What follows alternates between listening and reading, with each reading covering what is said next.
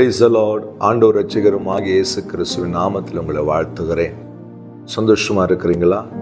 இந்த ஆறுதலின் சத்தம் ஊழியம் உங்களுக்கு பிரயோஜனமா இருக்குதா?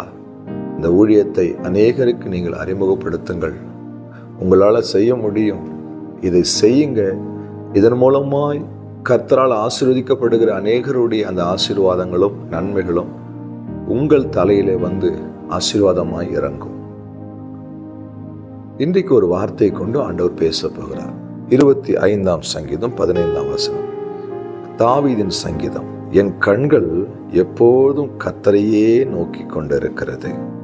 அவரே என் கால்களை வலைக்கு நீங்களாக்கி விடுவார். என் கண்கள் எப்பொழுதும் கர்த்தரையே நோக்கி கொண்டிருக்கிறது.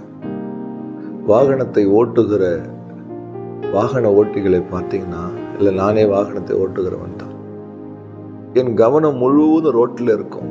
நான் அப்படி இப்படி திரும்பி பார்க்க முடியாது. ஆனால் வாகனத்தில் பயணம் செய்கிறவர்கள் எல்லா பக்கமும் வேடிக்கை பார்க்கலாம். ஆனால் அந்த வாகனத்தை இயக்குகிறவர்கள், ஓட்டுநர்கள் தன் கண்களை எப்போதும் சாலையில் வைத்து கொண்டே இருக்க வேண்டும்.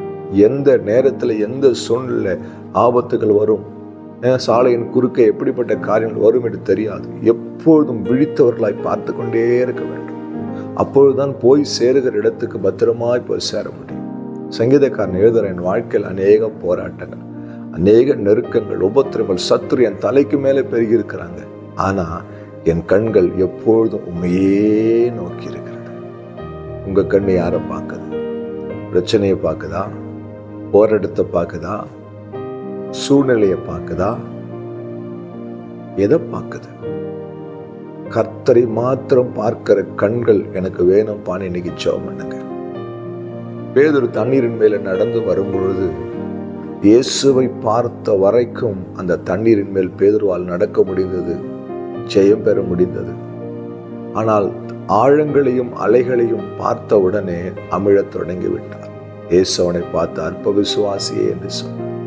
இந்த வார்த்தை கேட்கிற அன்பு சகோதரனே, என்னுடைய கண்கள் யாரை நோக்கி இருக்கணும்? எத்தனை பாடுகள், எத்தனை உபத்திரங்கள் என்னை சுற்றி என்ன நடந்தாலும் என் கண்கள் கர்த்தரையே நோக்கி இருக்கும். ஏனென்று கேட்டால் 121ஆம் சங்கீதம், எனக்கு ஒத்தாசை அங்கிருந்து வரும். என் கண்கள் உலகத்தை பார்க்குமானால் அங்கிருந்து எனக்கு ஒத்தாசை வராது. என் கண்கள் என் நண்பனை பார்க்குமானால் அங்கிருந்து எனக்கு ஒத்தாசை வராது. என் கண்கள் நான் விரும்பினதை பார்க்குமானால் அங்கிருந்து எனக்கு ஒத்தாசை வராது.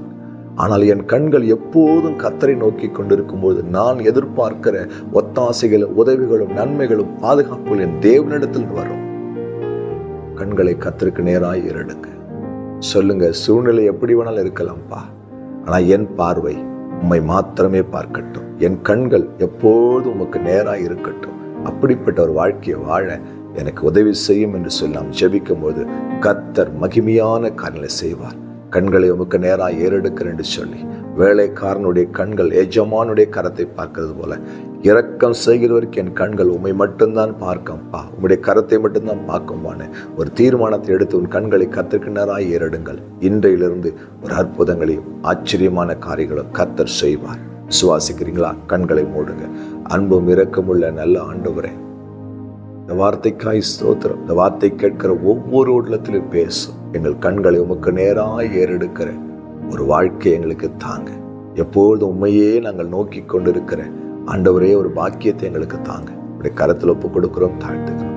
இயேசு கிறிஸ்துவின் நாமத்தில் பிதாவே, ஆமென். அல்லேலூயா. God bless you.